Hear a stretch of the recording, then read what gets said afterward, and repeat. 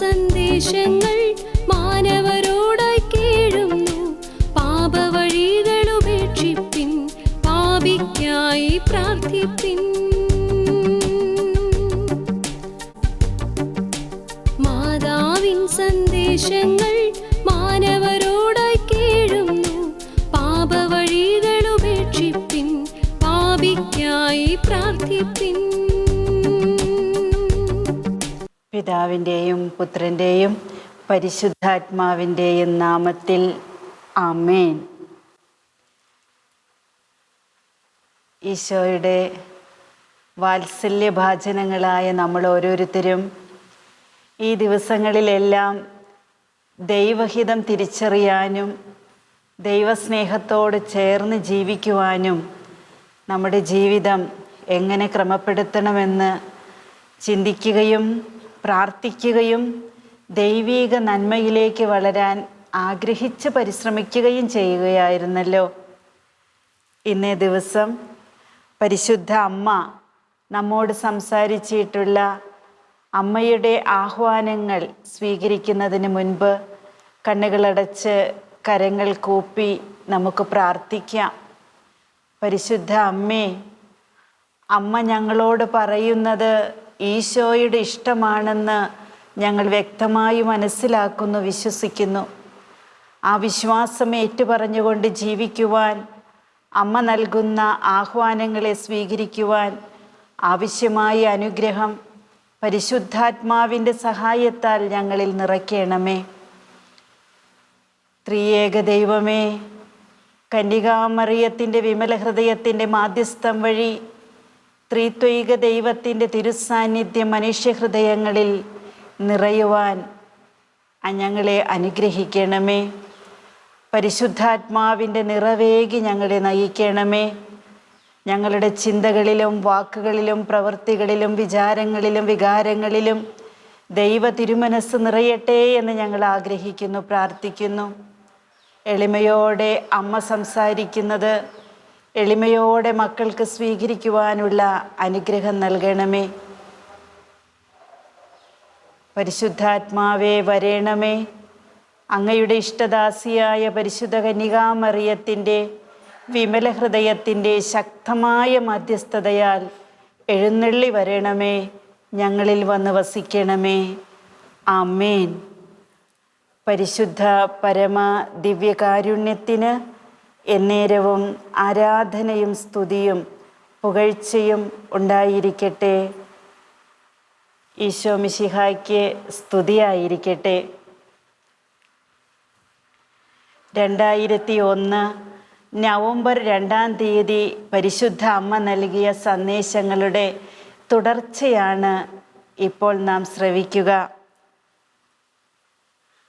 അമ്മ ലോകത്തിൽ ദൈവീക സമാധാനം ഉണ്ടാകുവാൻ വേണ്ടി നിരന്തരം ജപമാല ചൊല്ലിയും പരിശുദ്ധ കുർബാനയുടെ ശക്തി സ്വീകരിച്ചും പ്രാർത്ഥിക്കുവാൻ ഇന്നലെ നമ്മളോട് ആഹ്വാനം ചെയ്തു.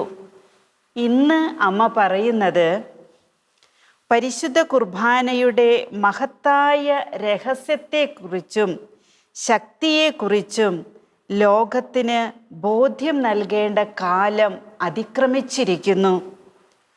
പരിശുദ്ധ കുർബാനയുടെ മഹത്തായ രഹസ്യം അത് മാനുഷിക ബുദ്ധി കൊണ്ട് അളന്ന് തിട്ടപ്പെടുത്തി സ്വീകരിക്കാൻ പറ്റുന്നതല്ല. പരിശുദ്ധ കുർബാനയ്ക്ക് മഹത്വമേറിയ രഹസ്യങ്ങളുണ്ട്. സഭയിലൂടെ നമുക്ക് പകർന്നു നൽകപ്പെടുന്നതും ഈ കാലഘട്ടങ്ങളിലെല്ലാം വിശുദ്ധ കുർബാനയെക്കുറിച്ച് വളരെ വ്യക്തമായ കാര്യങ്ങൾ ഈശോയുടെ പ്രിയപ്പെട്ട മക്കളിലൂടെ നമുക്ക് ലഭിക്കുന്നതൊക്കെ നമ്മുടെ അറിവിലൊതുക്കാതെ അത് അനുഭവത്തിലേക്ക് കൊണ്ടുവരുമ്പോൾ പരിശുദ്ധ കുർബാനയുടെ മഹത്തായ രഹസ്യത്തെക്കുറിച്ച് അല്പമെങ്കിലും അറിവുള്ളവരാകാനായിട്ട്, ബോധ്യമുള്ളവരാകാനായിട്ട്, അനുഭവസ്ഥരായി മാറാനായിട്ട് നമുക്ക് സാധിക്കും. നിങ്ങൾ ദിവ്യകാരുണ്യനാഥൻ്റെ സന്നിധിയിലേക്ക് ഓടിയണയുക. ദിവ്യകാരുണ്യം, പരിശുദ്ധ കുർബാന, പ്രാർത്ഥനകളുടെ പ്രാർത്ഥന, നമ്മുടെ ഈശോ സജീവനായി ജീവിക്കുന്ന ദൈവമായിട്ട് എപ്പോഴും വാഴുന്ന ദിവ്യകാരുണ്യ സന്നിധിയിലേക്ക് ഓടിയണയുക എന്നാണ് പരിശുദ്ധ അമ്മ നമ്മോട് പറയുന്നത്. മക്കളെ, ഓടിവാ എന്ന് സ്നേഹത്തോടെ അമ്മമാർ പറയാറില്ലേ? നമുക്ക് എന്തെങ്കിലും സമ്മാനവുമായിട്ടോ സന്തോഷം നിറഞ്ഞ എന്തെങ്കിലും കാര്യമായിട്ടോ അമ്മ വരുമ്പോൾ നമ്മളോട് പറയില്ലേ, മക്കളെ ഓടിവാ. അപ്പം നമുക്കറിയാം എന്തോ നമുക്ക് സന്തോഷം തരുന്ന ഒന്നുണ്ട് അമ്മയുടെ കയ്യിലെന്ന്.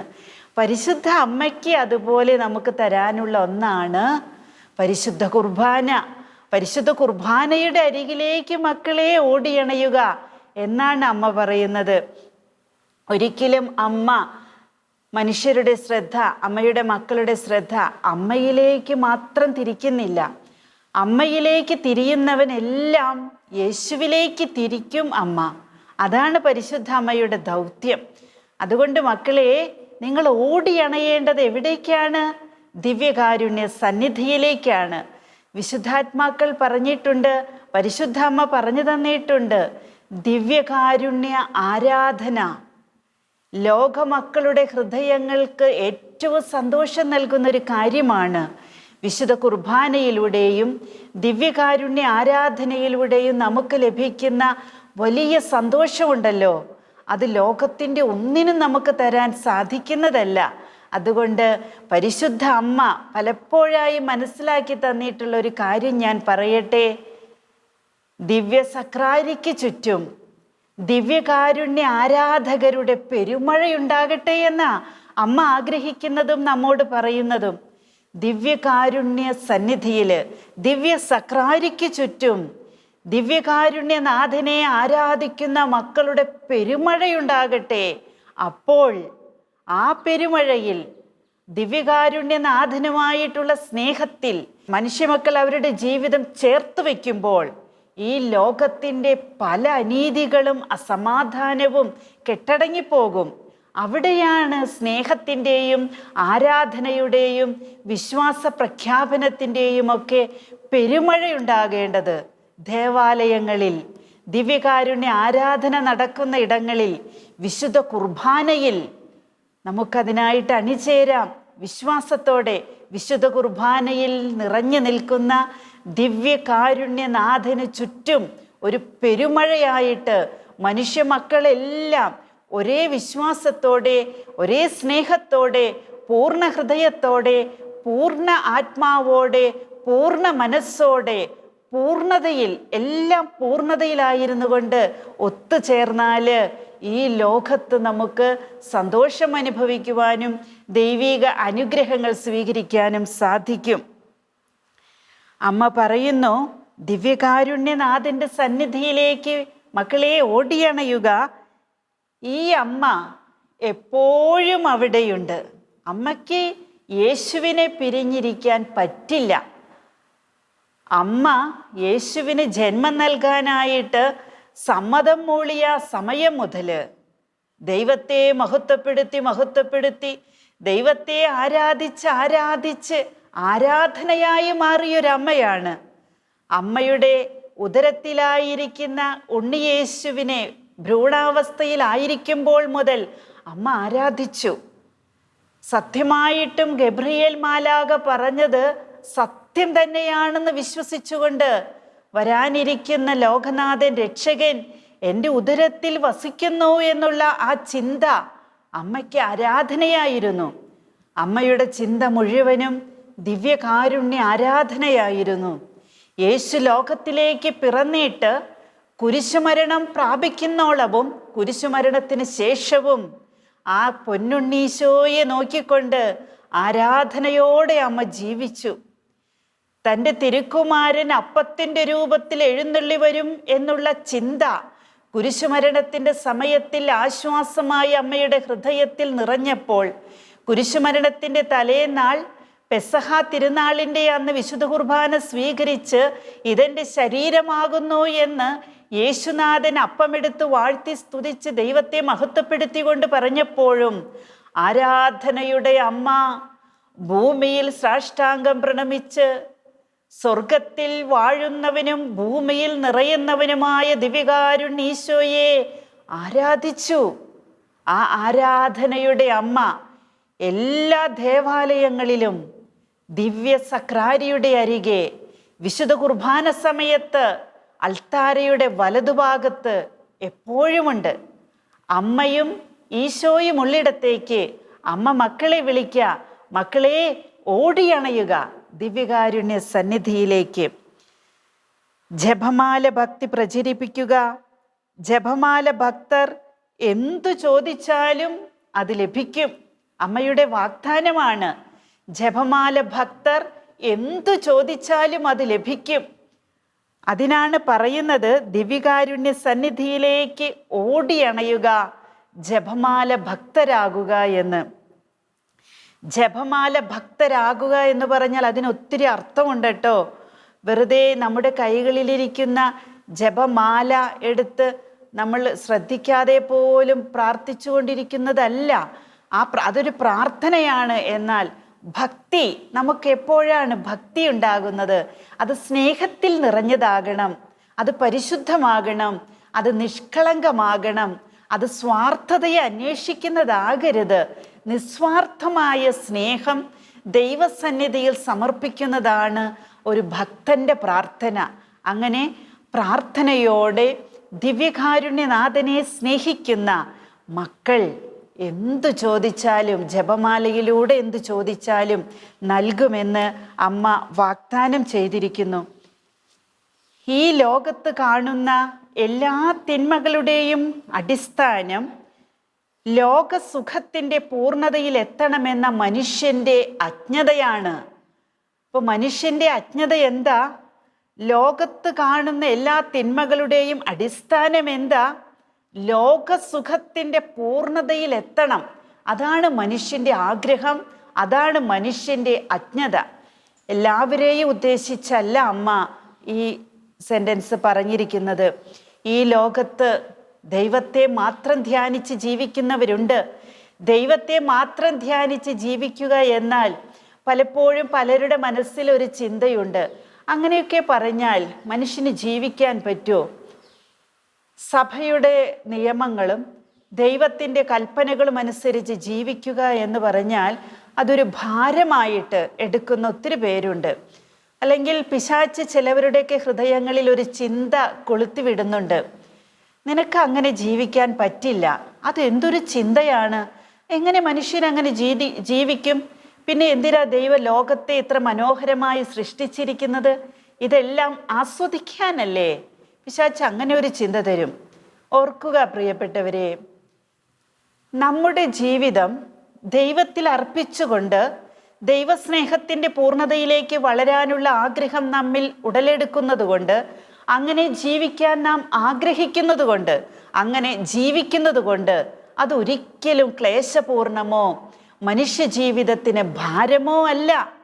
നമ്മുടെ ജീവിതത്തിൽ ഇത്തരത്തിലുള്ള കാര്യങ്ങൾ ക്ലേശമാകുന്നതും ഭാരമാകുന്നത് എപ്പോഴാണെന്നോ?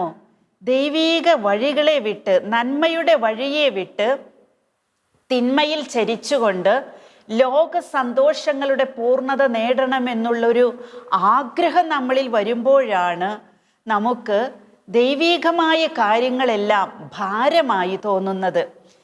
അല്ലാതെ തിന്മ നമ്മളെ പ്രചോദിപ്പിക്കുന്നത് പോലെ നമ്മൾ സന്തോഷിക്കരുതെന്നോ ആനന്ദിക്കരുതെന്നോ ഒന്നുമല്ല ഇതിൻ്റെ അർത്ഥം. നമ്മളുടെ സന്തോഷവും ആനന്ദവുമാണ് ഈശോയുടെ ഇഷ്ടം. ഈശോ പൗലോസ് അപ്പസ്തോലനിലൂടെ ഫിലിപ്പിയക്കാർക്ക് എഴുതിയ ലേഖനത്തിലൂടെ ഇപ്രകാരം പറഞ്ഞിട്ടില്ലേ, നിങ്ങൾ എപ്പോഴും സന്തോഷിക്കുവിൻ, ഇടവിടാതെ പ്രാർത്ഥിക്കുവിൻ. സന്തോഷത്തിലൊരു പ്രാർത്ഥനയുണ്ട്. അത് വിശുദ്ധ സന്തോഷമാണെങ്കിൽ അവിടെ തിന്മയില്ല, അതിന് ഭാരമില്ല. അതുകൊണ്ട് ലോകസുഖത്തിൻ്റെ പൂർണ്ണതയിൽ എത്തണമെന്നുള്ളത് അജ്ഞതയാണ്. ദൈവീക സുഖത്തിൻ്റെ, സ്വർഗീയ ആനന്ദത്തിൻ്റെ പൂർണ്ണതയിലെത്താൻ നമുക്ക് ശ്രമിക്കാം. അതിനായിട്ട് നമുക്ക് പരിശ്രമിക്കാം. നമ്മളിലുള്ള അജ്ഞതയെ നീക്കിക്കളയാം. പരിപൂർണനായ ദൈവത്തിൻ്റെ ഹിതം പ്രവർത്തിക്കാൻ മനുഷ്യൻ തയ്യാറാവുന്നില്ല. ലോകത്തിൻ്റെ ഹിതം നിറവേറ്റാനായിട്ട് മനുഷ്യൻ ഒരുമ്പെടുമ്പോൾ ദൈവീക ഹിതം നിറവേറ്റാൻ മനുഷ്യന് സാധിക്കുന്നില്ല. അതിന് ഒരു തയ്യാറെടുപ്പ് വേണം. അതാണ് ഈ ദിവസങ്ങളിലെല്ലാം നടന്നുകൊണ്ടിരിക്കുന്നത്. ഈ നാശം ഒഴിവാക്കാൻ ഒരു മാർഗമേ ഉള്ളൂ. അമ്മ അതിനുള്ള മാർഗം പറഞ്ഞു തരുന്നുണ്ട്. ഒരു മാർഗമേ ഉള്ളൂ, മാനസാന്തരപ്പെടുക. മാനസാന്തരപ്പെടുക. അപ്പോൾ മാനസാന്തരം എന്താണെന്ന് ഇതിനു മുൻപുള്ള സന്ദേശങ്ങളിലെല്ലാം അമ്മ നമ്മളോട് പറഞ്ഞിട്ടില്ലേ? അമ്മ വീണ്ടും പറയുക, മാനസാന്തരം പാപിക്കും പരിശുദ്ധനും ആവശ്യമാണ്. ഇത് ഒരു നിമിഷം കൊണ്ട് ആരംഭിച്ചെന്ന് വരാം, എന്നാൽ അത് ഒരു ജീവിതം കൊണ്ടേ പൂർത്തീകരിക്കൂ. ഹല്ലേലൂയ. ഏതൊരു പാപിക്കും മാനസാന്തരം വേണം, ഏതൊരു പരിശുദ്ധനും മാനസാന്തരം വേണം. പരിശുദ്ധന് എന്താ മാനസാന്തരത്തിൻ്റെ ആവശ്യം? അമ്മ പറയുന്നു, പാപിക്ക് പരിശുദ്ധിയിലേക്കും പരിശുദ്ധന് ഉപരി പരിശുദ്ധിയിലേക്കും മാനസാന്തരപ്പെടേണ്ടതുണ്ട്. മാനസാന്തരത്തിൻ്റെ കൃപ നമുക്ക് ഒറ്റ നിമിഷം കൊണ്ട് ഒരു പക്ഷെ ലഭിച്ചെന്നിരിക്കും, പക്ഷേ അത് പൂർത്തീകരിക്കപ്പെടുന്നത് ഒരു ജീവിതം കൊണ്ടാണ്. ഞാൻ മാനസാന്തരപ്പെട്ട വ്യക്തിയാണെങ്കിൽ ആ മാനസാന്തരത്തിൻ്റെ ഫലങ്ങൾ എൻ്റെ ജീവിതത്തിൽ, എൻ്റെ ഈ ലോക ജീവിതം അവസാനിക്കുന്നിടത്തോളം സമയവും ഉണ്ടായിരിക്കണം. അതൊരു തുടർ പ്രക്രിയയാണ്, അതൊരു കണ്ടിന്യൂസ് പ്രോസസ്സാണ്. അത് തുടർന്നുകൊണ്ടേയിരിക്കണം. എപ്പോഴെങ്കിലും ഒരു ദൈവാനുഭവം കിട്ടിയിട്ട് നമ്മുടെ ജീവിതത്തിൻ്റെ അഴുക്കുചാലുകളെക്കുറിച്ച് നമ്മൾ മനസ്സിലാക്കിയിട്ട് പലതിനെയും നാം ഉപേക്ഷിച്ച് കളഞ്ഞിട്ട് കുറേ നാൾ നന്മയിൽ ജീവിച്ചിട്ട് വീണ്ടും നിരാശയും വിഷമങ്ങളും കഷ്ടതകളും രോഗങ്ങളൊക്കെ വരുമ്പോൾ നഷ്ടപ്പെടുത്തിയതിനെ, ഉപേക്ഷിച്ചതിനെ വീണ്ടെടുത്ത് അതിലേക്ക് വീണ്ടും കൂപ്പുകുത്തി വീഴുന്ന ജീവിതമാണെങ്കിൽ നിന്റെ മാനസാന്തരം അവിടെ അവസാനിച്ചു. അമ്മ പറയുന്നത് അതൊരു ജീവിതം കൊണ്ട് പൂർത്തീകരിക്കേണ്ട സംഭവമാണ് കുഞ്ഞേ. നീ അതിൽ വളരണം, അതിൽ വളർന്ന് വളർന്ന് വളർന്ന് പക്വത പ്രാപിക്കണം. പക്വതയേറിയ മാനസാന്തരത്തിൻ്റെ കൃപയ്ക്കായിട്ട് നമുക്ക് പ്രാർത്ഥിക്കാം. മക്കളെ, ആരാണ് നിങ്ങൾക്ക് അനുകൂലമെന്നും പ്രതികൂലമെന്നും പരിഗണിക്കേണ്ട. നിന്ദ അപമാനങ്ങളുടെ മധ്യേ സമാധാനത്തിൽ കഴിയുക. എല്ലാവരും നമ്മളെ എല്ലാ കാര്യത്തിലും അംഗീകരിക്കണമെന്നും അനുകൂലിക്കണമെന്നും ഒരു നിർബന്ധവും നമുക്ക് പാടില്ല. കാരണം ദൈവം നിയോഗിച്ച മാർഗത്തിലൂടെ, ദൈവം നിയോഗിച്ച വ്യക്തികളിലൂടെ, സാഹചര്യങ്ങളിലൂടെ നമ്മുടെ ജീവിതം ദൈവകൃപയിൽ മേൽക്കുമേൽ വളരേണ്ടതാണ്. അത് ഈ ലോകത്തിലെ ഒരു സൃഷ്ടിയായ മനുഷ്യൻ്റെ അനുകൂല പ്രതികൂലങ്ങൾക്ക് അടിമപ്പെട്ട് കൊടുക്കേണ്ടതല്ല. നമ്മൾ നോക്കേണ്ടത് നമ്മെ അംഗീകരിക്കുന്ന, നമ്മെ സ്നേഹിക്കുന്ന നമ്മുടെ കർത്താവിനെയാണ്. മൗനമായി സഹിക്കാൻ അഭ്യസിക്കുക. അപ്പോൾ സമാധാനത്തിൽ കഴിയാൻ നമുക്കാകും. നമ്മുടെ പല സഹനങ്ങളും പരിശുദ്ധ അമ്മ ഇതിനു മുൻപ് പറഞ്ഞു തന്നില്ലേ, എച്ചിലാക്കാതെ സമർപ്പിക്കണമെന്ന്. നമ്മുടെ പല സഹനങ്ങളും നമുക്ക് മൗനമായിട്ട് സഹിക്കാൻ അഭ്യസിക്കണം. അതിനൊരു അഭ്യാസനം വേണം, അതിനൊരു പഠന കളരി വേണം, അതിനൊരു പ്രാക്ടീസ് വേണം. എന്നാലേ നമുക്കത് മൗനമായിട്ട് സഹിക്കാൻ പറ്റുള്ളൂ. അല്ലെങ്കിൽ കുഞ്ഞു കാര്യങ്ങൾ ജീവിതത്തിൽ വരുമ്പോൾ, കൊച്ചു സഹനങ്ങൾ വരുമ്പോൾ നമ്മൾ വല്ലാതെ വേവലാതിപ്പെട്ടു പോകും, കഷ്ടപ്പെട്ടു പോകും, വിഷമിച്ചു പോകും. അമ്മ പറയുന്നു, മക്കളെ, നിങ്ങളുടെ ജീവിത പഠനക്കളരിയിൽ ഒരു അധ്യായം നിങ്ങൾക്ക് ജീവിതത്തിൽ മെയിനായിട്ട് ഒരു മെയിൻ സബ്ജക്റ്റ് എടുക്കാന്നൊക്കെ പറയില്ലേ, ഡിഗ്രിക്കും PGക്കും ഒക്കെ പോകുന്നവർ മെയിനായിട്ട് സഹനത്തിൻ്റെ ഒരു വിഷയം അഭ്യസിക്കാൻ, മൗനമായി അഭ്യസിക്കാൻ നിങ്ങൾ തയ്യാറാകണം. എൻ്റെ തിരുക്കുമാരൻ്റെ സഹായം നിങ്ങളോടൊപ്പമുണ്ട്. മൗനമായിട്ട് സഹിച്ച, എല്ലാം പൂർത്തിയായി എന്ന് സഹന പൂർത്തീകരണത്തിൻ്റെ ഉദ്ഘോഷണം നടത്തിയ സത്യദൈവമായ യേശു നമ്മളോടൊപ്പമുണ്ട്. കുരിശിൻ്റെ സന്ദേശമാകണം നിങ്ങളുടെ സന്തോഷം.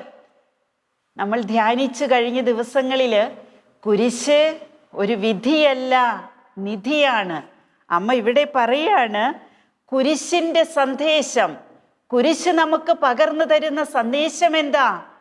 കുരിശിനപ്പുറത്ത് രക്ഷയുണ്ട്, സഹനത്തിനപ്പുറത്തൊരു കിരീടമുണ്ട്, ദുഃഖവെള്ളിക്ക് അപ്പുറത്തൊരു ഈസ്റ്റർ ഉണ്ടെന്ന് നമ്മളൊക്കെ കേട്ടിട്ടുണ്ട്. അത് സത്യമാണെന്ന് ഈശോ പഠിപ്പിച്ചിട്ടുണ്ട്. പരിശുദ്ധ അമ്മ പറഞ്ഞു തന്നിട്ടുണ്ട്, കുരിശ് ഒരു വിധിയല്ല, നിധിയാണ്. പരിശുദ്ധ അമ്മയുടെ ജീവിതം നോക്കിയാൽ നമുക്ക് മനസ്സിലാവും, വിശുദ്ധാത്മാക്കളുടെ ജീവിതം പഠിച്ചാൽ നമുക്ക് മനസ്സിലാകും, ഇന്നും ജീവിക്കുന്ന അനേക ജീവിത വിശുദ്ധരുടെ ജീവിതങ്ങൾ കണ്ടാൽ നമുക്ക് മനസ്സിലാകും, കുരിശ് ഒരു വിധിയല്ല, അത് നിധിയാണ്. എന്താണ് ആ നിധി? സ്വർഗം നേടിത്തരുന്ന നിധിയാണ് സഹനം. കുരിശിനേക്കാൾ ഭദ്രവും ഭേദവുമായ മറ്റൊരു വഴിയുമില്ലെന്ന് സഭ നമ്മെ പഠിപ്പിക്കുന്നുണ്ട്, യേശു നമ്മെ പഠിപ്പിച്ചിട്ടുണ്ട്. നമുക്ക് മുൻപേ നടന്നു നീങ്ങിയ വിശുദ്ധാത്മാക്കളുടെ ജീവിതം നമ്മെ പഠിപ്പിച്ചിട്ടുണ്ട്. കുരിശിനേക്കാൾ ഭദ്രവും ഭേദവുമായ മറ്റൊരു വഴി സ്വർഗത്തിലെത്താൻ ഇല്ല. അതാണ് കുരിശിൻ്റെ സന്ദേശം. ആ സന്ദേശം നമ്മുടെ സന്തോഷമാകണമെന്നാ പരിശുദ്ധ അമ്മ പറയുന്നേ. കുരിശിൻ്റെ സന്ദേശം ആകുലതകളും വ്യാകുലതകളും സഹനങ്ങളും രോഗങ്ങളും കഷ്ടപ്പാടുകളും ഇല്ലാത്തതല്ല ആ സന്ദേശം. അതെല്ലാം ഉണ്ടായിരിക്കെ യേശുവിൽ സന്തോഷിക്കുന്നതാണ്, ആനന്ദിക്കുന്നതാണ് ആ സന്ദേശം. ആ കുരിശിലെ സന്ദേശമായിരിക്കണം ഒരു ക്രിസ്ത്യാനിയുടെ സന്തോഷം. കുരിശിലാണ് രക്ഷ, കുരിശിലാണ് സ്വർഗീയ മാധുര്യത്തിൻ്റെ പൂർത്തീകരണം. ആ പൂർത്തീകരണത്തിലേക്ക് നമ്മെ വിളിക്കുകയാണ് യേശു കുരിശിൽ കിടന്നുകൊണ്ട്. ആ പൂർത്തീകരണം, സ്വർഗീയ മാധുര്യത്തിൻ്റെ പൂർത്തീകരണം മനുഷ്യർക്ക് ലഭിക്കാനാണ് യേശു കുരിശിലേറിയത്. മനുഷ്യൻ്റെ പാപങ്ങളെല്ലാം ഏറ്റെടുത്തുകൊണ്ട് അതാണ് വഴിയെന്ന് യേശു പഠിപ്പിച്ചു. വഴിയായ യേശു നമുക്കുള്ള വഴിയായിട്ട് നമ്മുടെ പാപങ്ങളൊക്കെ എല്ലാം പരിഹാരം ചെയ്ത് കുരിശിലേറിയെങ്കിൽ ആ കുരിശിലെ സന്ദേശം മനുഷ്യരുടെ സന്തോഷമാകണം. കുഞ്ഞുമക്കളെ, ഇത് പറഞ്ഞു തന്നിട്ട് അമ്മ വാത്സല്യത്തോടെ വിളിക്കുക, കുഞ്ഞുമക്കളെ, കുരിശ് എല്ലായിടത്തും നിങ്ങളെ പ്രതീക്ഷിച്ചിരിക്കുന്നു. എല്ലായിടത്തും കുരിശ് നമ്മളെ പ്രതീക്ഷിച്ചിരിക്കുന്നു. കുരിശിൽ നിന്ന് ഒഴിഞ്ഞു മാറാൻ നമുക്കാകില്ല പ്രിയപ്പെട്ടവരെ. ഈശോയുടെ പ്രിയപ്പെട്ട മക്കളെ, എല്ലായിടത്തും ഒരു കുരിശിൻ്റെ അടയാളമുണ്ട്. കുരിശിന് വലിയ അർത്ഥമുണ്ട്. കുരിശ് വരച്ച് പ്രാർത്ഥിക്കുന്നതിനെ കുറിച്ചൊക്കെ നമുക്കറിയാം. നമ്മൾ തന്നെ കുരിശിൻ്റെ മുദ്രയാൽ നമ്മെ തന്നെ സമർപ്പിച്ചുകൊണ്ട് ഒരു ജീവിതത്തിൻ്റെ ആദ്യ ദിവസം തുടങ്ങുന്നു. നമ്മൾ സ്വർഗത്തിൻ്റെ മക്കളാണെന്ന് സ്വർഗം നമുക്ക് നൽകിയ ഉറപ്പാണ് കുരിശിൻ്റെ മുദ്രയിലൂടെ, മാമോദീസായിലൂടെ. തുടർന്ന് കുരിശുവര നമ്മുടെ ജീവിതത്തിൻ്റെ ഭാഗമായി. നമ്മുടെ കുരിശുവരകളുടെ മനോഹാരിത നമുക്ക് മനസ്സിലാക്കണമെങ്കിൽ നാം നമ്മളുടെ ജീവിതത്തിൽ സ്വീകരിക്കേണ്ട കുരിശുകളും മനോഹരമാക്കി തീർക്കണം. നമ്മുടെ കുരിശ് ഭാരമുള്ളതാണ് എന്നും അത് വളരെയധികം ക്ലേശപൂർണമാണെന്നും നമ്മൾ ചിന്തിക്കുമ്പോൾ നമ്മൾ വരയ്ക്കുന്ന കുരിശുകൾക്കൊന്നും അർത്ഥമില്ലാതെയായി പോകും. കുരിശുവര ജീവിതത്തിൽ അർത്ഥപൂർണമാകണമെങ്കിൽ കുരിശുവരയുടെ മനോഹാരിത പരിപൂർണമായിട്ട് നമുക്ക് മനസ്സിലാകണമെങ്കിൽ, കുരിശുവരയുടെ അന്തസത്ത എന്താണെന്ന് ജീവിതത്തിൽ അനുഭവിക്കണമെങ്കിൽ, കുരിശു ചുമക്കുന്ന, സഹനം സ്വീകരിക്കുന്ന ഒരു മകനും മകളും ആ കുരിശിൻ്റെ മഹത്വം മനസ്സിലാക്കണം. കുരിശ് മാറ്റിവെച്ചിട്ട് കുരിശുവര മാത്രമായി ജീവിക്കുമ്പോൾ നമ്മുടെ ജീവിതത്തിലെ സങ്കടങ്ങളും സഹനങ്ങളും നമുക്ക് ഭാരമായിട്ട് മാറും. പ്രിയപ്പെട്ടവരെ, പരിശുദ്ധ അമ്മ നമ്മെ ഒന്ന് ഓർമ്മിപ്പിക്കുന്നുണ്ട്, കുഞ്ഞേ, നിന്റെ ജീവിതത്തിൽ നിന്റെ സഹനത്തിൻ്റെ ഭാരം എത്ര വലുതാണോ അത്രയും കുരിശിലൂടെ ലഭിക്കുന്ന നിന്റെ ജീവിതത്തിൻ്റെ കൃപയുടെ വേരോട്ടം കൂടിക്കൊണ്ടിരിക്കുമെന്ന്. ഒരു കൊച്ചു ചെടി നമ്മൾ കുഴിച്ചിട്ട് ഒരു വിത്ത് കുഴിച്ചു, അത് ചെടിയായി വളരുമ്പോൾ അതിന് വേരുകളുണ്ടാകും.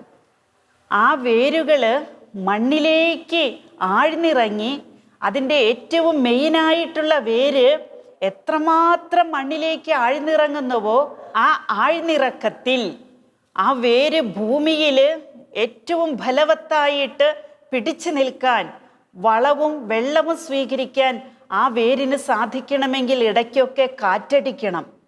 കാറ്റടിക്കുമ്പോൾ വേരൊന്ന് ഇളകും, പക്ഷെ ഇളകുന്ന വേര് വീണ്ടും ശക്തിപൂർവം മണ്ണിലെ പിടിച്ചു നിൽക്കും. അങ്ങനെ കാറ്റടിച്ചും മഴ കൊണ്ടും വെയിൽ കൊണ്ടും മഞ്ഞുകൊണ്ടും എല്ലാം വേരിന് ദൃഢത കിട്ടും. അതുപോലെയാണ് നമ്മൾ വഹിക്കുന്ന കുരിശിന്, സഹനത്തിന് ഭാരം കൂടുമ്പോൾ നമ്മൾ ദൈവത്തിൽ വേരൂന്നിയിരിക്കുന്ന മക്കളാണ്. ആ വേരുകൾക്ക് ഇളക്കം തട്ടും. സഹനങ്ങൾ വരുമ്പോൾ, സങ്കടങ്ങൾ വരുമ്പോൾ മനസ്സൊന്ന് പിടയും. ആ പിടച്ചിലെല്ലാം മൗനമായിട്ട് സഹിച്ചാൽ വേരോട്ടം കൂടും. ആഴ്ന്നിറങ്ങിയ ജീവിതത്തിൻ്റെ വേരോട്ടം കൂടും. നമ്മൾ തായ്തണ്ടായ യേശു ക്രിസ്തുവിനെ ഒന്നുകൂടെ നമ്മളെങ്ങനെ അള്ളിപ്പിടിക്കും. അപ്പോൾ നമ്മുടെ കുരിശുവരകൾ മനോഹരമായിരിക്കും. അതിൻ്റെ പൂർണ്ണതയിലെത്താൻ നമുക്ക് സാധിക്കും. അതിനാണ് ഈശോ നമുക്ക് കൊച്ചു കൊച്ചു സഹനങ്ങൾ തരുന്നേ. തായ്തണ്ടായ കർത്താവിനോട് ചേർന്ന് നിൽക്കുന്ന, നല്ല ഉറപ്പുള്ള, നല്ല വേരുകളുള്ള മനുഷ്യമക്കളായിട്ട് ഈശോയെ മഹത്വപ്പെടുത്തുവാൻ അതിനായിട്ട് നമുക്ക് ആഗ്രഹിക്കാം, പ്രാർത്ഥിക്കാം. പൂർണ്ണ ഹൃദയത്തോടെ അതിനെ പുൽകുക, അല്ലാത്ത പക്ഷം അതിൻ്റെ ഭാരം വർദ്ധിക്കും. പൂർണ്ണ ഹൃദയത്തോടെ പുൽകിയാൽ ഭാരം കുറവായിരിക്കും, ലഘുവായിരിക്കും. സാത്താനാൽ വഞ്ചിതരായതുമൂലം ദൈവിക ആസൂത്രണത്തിന് പ്രത്യുത്തരിക്കാൻ തയ്യാറാകാത്ത താൻ തിരഞ്ഞെടുത്ത ഉപകരണങ്ങൾ മൂലം വിഷമങ്ങളും ഏറ്റുമുട്ടേണ്ട അവസരങ്ങളും വരുമ്പോൾ മക്കളെ ഭയപ്പെടരുത്. ദൈവത്തിൽ വിശ്വാസം അർപ്പിക്കുക. ഈ അമ്മ നിങ്ങളുടെ കൂടെയുണ്ട്. കർത്താവ് തിരഞ്ഞെടുത്ത മക്കൾ വഴിയും നമുക്ക് പലപ്പോഴും സഹനങ്ങൾ ഉണ്ടാകാറുണ്ട്. എൻ്റെ ജീവിതത്തിൽ ഉണ്ടായിട്ടുണ്ട്. അതുകൊണ്ട് പറയുക, അമ്മ അത് ഉറപ്പിച്ചു തരുന്നു. സാത്താനാൽ വഞ്ചിതരായ മക്കൾ ദൈവിക ആസൂത്രണത്തിന് പ്രത്യുത്തരിക്കാൻ തയ്യാറാകാതെ വരുമ്പോൾ, ദൈവിക തിരഞ്ഞെടുപ്പുകൾ സ്വീകരിച്ചവരാൽ പോലും പാവപ്പെട്ടവരായ മക്കൾ സഹനങ്ങൾ ഏറ്റെടുക്കേണ്ടി വരും. അത് ഞാൻ ഒത്തിരി പറയുന്നില്ല.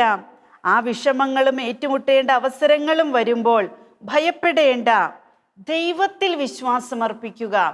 മനുഷ്യരിലല്ല, ദൈവത്തിൻ്റെ കരുണയിലാണ് നമ്മൾ അപ്പോൾ ആശ്രയിക്കേണ്ടത്. പല വ്യക്തികളും പല സാഹചര്യങ്ങളും നമ്മളിൽ നിന്ന് മാറ്റപ്പെടേണ്ട സമയം ചിലപ്പോൾ നമുക്ക് തിരിച്ചറിയില്ല. പക്ഷെ കർത്താവിനറിയാം. ചില വ്യക്തികൾ നമ്മുടെ ജീവിതത്തിൽ നിന്ന് മാറിയാലേ നമ്മുടെ ജീവിതത്തിൽ ദൈവിക നന്മകൾ വളരൂ എന്ന് ദൈവം തിരിച്ചറിയുമ്പോൾ ഈശോ അതെല്ലാം പറിച്ചു മാറ്റും. മാനുഷിക ചിന്തയിൽ അത് വേദനാജനകമാണെങ്കിലും എൻ്റെ അനുഭവത്തിൽ നിന്ന് ഞാൻ പറയാം, അങ്ങനെയൊക്കെ മാറപ്പെട്ടവരുണ്ട്, കർത്താവ് മാറ്റിയവരുണ്ട്, തെറ്റിദ്ധാരണകളിലൂടെ മാറിപ്പോയവരുണ്ട്. എന്നാൽ കർത്താവ് എന്നെ സ്നേഹിക്കുന്നു എന്ന് അതിലൂടെയെല്ലാം വിശ്വസിക്കാനും അംഗീകരിക്കാനും അല്പമെങ്കിലും വളരാനും അത് ഉപകരിച്ചിട്ടുള്ളൂ. അതുകൊണ്ട് ആരോടും വിഷമങ്ങളില്ല, മാറിപ്പോയവരോട് സങ്കടങ്ങളില്ല, ഒരു പരാതിയുമില്ല. പരിശുദ്ധ അമ്മ പഠിപ്പിച്ചു തന്നിട്ടുണ്ട്, കുഞ്ഞേ, നിന്റെ ജീവിതത്തിൽ സങ്കടങ്ങൾ അനുവദിക്കപ്പെടുമ്പോൾ തിരിച്ചറിവില്ലാതെ നീ വിഷമിക്കരുത്. ഞാൻ കഴിഞ്ഞ ദിവസം പറഞ്ഞൊരു അനുഭവത്തിൽ പറഞ്ഞു, യേശുവിനെ നീ വിശ്വസിക്കുന്നു എന്ന് പറയുന്നതിനേക്കാൾ ഈശോ നിന്നെ വിശ്വസിക്കുന്നു എന്ന് നീ തിരിച്ചറിയാനായിട്ട് നിന്റെ ജീവിതത്തിൽ അനുഭവിക്കേണ്ടി വരുന്ന, അനുവദിക്കപ്പെടുന്ന സഹനങ്ങളുണ്ട്. പിശാച് പരമോന്നതന്റെ സന്നിധിയിൽ പരാതിയുമായിട്ട് ചെന്നിരിക്കുക എന്ന അമ്മ അന്ന് പറഞ്ഞു തന്നത്. പിശാച് നമ്മെ പ്രലോഭിപ്പിക്കുമ്പോൾ, പരീക്ഷണങ്ങൾക്ക് വിധേയരാക്കുമ്പോൾ ദൈവവിശ്വാസത്തിൽ നിന്ന് വ്യതിചലിച്ച് നമ്മൾ പോകും എന്നൊരു ആഗ്രഹം അവനുണ്ട്. ദൈവസന്നിധിയിൽ ഉണർത്തിച്ചിട്ട് നമുക്ക് വേണ്ടി പോർവിളി നടത്തുന്ന പിശാചിൻ്റെ സ്വഭാവത്തിന് നേരെ നമുക്ക് പ്രതിരോധിക്കാൻ സാധിക്കുന്നത് അവഗണിക്കേണ്ടതിനെ അവഗണിച്ചുകൊണ്ട്, തിന്മ നിലനിൽക്കുന്നു, തിന്മയിൽ വീണുപോകും, തിന്മ വളരുമെന്നിൽ, ഞാൻ ഇങ്ങനെ പോയാൽ, ആ കൂട്ടുകെട്ടിൽ പോയാൽ, ആ ചിന്തകളിൽ പോയാൽ, ആ വ്യക്തികളുടെ കൂടെ പോയാൽ എന്ന് തിരിച്ചറിഞ്ഞുകൊണ്ട് തിന്മയായിട്ടുള്ളതിനെ എത്ര വേദനാജനകമെന്ന് മനുഷ്യബുദ്ധിയാ തോന്നിയാലും അതിനെ അവഗണിച്ചുകൊണ്ട് തന്നെ ദൈവീക പരിഗണനയിലേക്ക് വരുന്നതും ഒരു സഹനമാണ് പ്രിയപ്പെട്ടവരെ. പരിശുദ്ധ അമ്മ പറയുന്നു, ഭയപ്പെടേണ്ട, ദൈവത്തിൽ വിശ്വാസമർപ്പിക്കുക, ഈ അമ്മ നിങ്ങളുടെ കൂടെയുണ്ട്. മക്കളെ, മതമർദ്ദനം ഇനി ഏറെയുണ്ടാകും. എവിടെയും സമാധാനമില്ലാത്ത അവസ്ഥ വരും. ഈ കാലയളവിൽ സുവിശേഷത്തെ ഒറ്റിക്കൊടുത്ത് നടത്തുന്ന പ്രസംഗങ്ങൾ ശ്രദ്ധിക്കപ്പെടുകയും അതനുസരിച്ച് മക്കൾ ജീവിക്കുകയും ചെയ്യുന്നു. മതമർദ്ദനം ഏറെയുണ്ടാകും. അമ്മ പറഞ്ഞിട്ടുള്ളതാണ്, സമാധാനമില്ലാത്ത അവസ്ഥ ലോകത്ത് സൃഷ്ടിക്കപ്പെടും. ഈ കാലയളവിലൊക്കെ സുവിശേഷത്തെ ഒറ്റിക്കൊടുത്തുകൊണ്ട് കേൾവിക്ക് ഇമ്പകരമായതും മനുഷ്യനെ നന്മയിൽ നിന്ന് തിന്മയിലേക്ക് നയിക്കുന്നതും എന്നാൽ സുവിശേഷ പ്രഘോഷണങ്ങളാണ് എന്ന് തോന്നിപ്പിക്കുന്നതുമായിട്ടുള്ള അനേക പ്രസംഗങ്ങൾ നടക്കും. കേൾവിക്കാർ അത് ഇമ്പമോടെ ശ്രവിക്കുമായിരിക്കാം. ചിലവരുടെ പ്രസംഗങ്ങളെല്ലാം ദുഷിപ്പിക്കുന്നതും ദൈവനിന്ദ കലർന്നതും മനുഷ്യമക്കളെ ഭയപ്പെടുത്തുന്നതുമായിരിക്കും. എന്നാൽ അതൊക്കെ ശ്രദ്ധിക്കപ്പെടുന്ന ഈ കാലത്ത് കള്ളപ്രവാചകരുടെ പ്രവാഹം എൻ്റെ വിശ്വസ്തരായ മക്കളിൽ ഭൂരിഭാഗത്തിനും അവ്യക്തതയും ചിന്താക്കുഴപ്പവും ഉണ്ടാക്കിയിരിക്കുന്നു. മക്കളെ ഓർക്കുക, ദൈവത്തെ മാറ്റി നിർത്തി പരിഹാര മാർഗങ്ങൾ തേടുന്നവർ മരീചികയിൽ വെള്ളം അന്വേഷിക്കുകയാണ് ചെയ്യുന്നത്. നമുക്ക് ചിന്തിക്കാം, നമ്മൾ എവിടെയാണ്? നമ്മൾ മരീചികയിൽ വെള്ളം അന്വേഷിക്കുന്നുണ്ടോ? വരണ്ട ഭൂമിയിൽ ജലാശയങ്ങൾ തുറക്കാൻ കഴിവുള്ള കർത്താവിനെയാണോ നാം തേടുന്നത്? അല്ലെങ്കിൽ കള്ളപ്രവാചകരുടെ പ്രവാഹത്തിൽ വിശ്വസ്തരായ മക്കൾ വീണുപോകുന്നുണ്ടോ? പ്രവചനങ്ങൾ ഏറും തോറും പ്രവാചകരുടെ പിന്നാലെയുള്ള മനുഷ്യമക്കളുടെ പ്രവാഹം കൂടുന്നുണ്ടോ?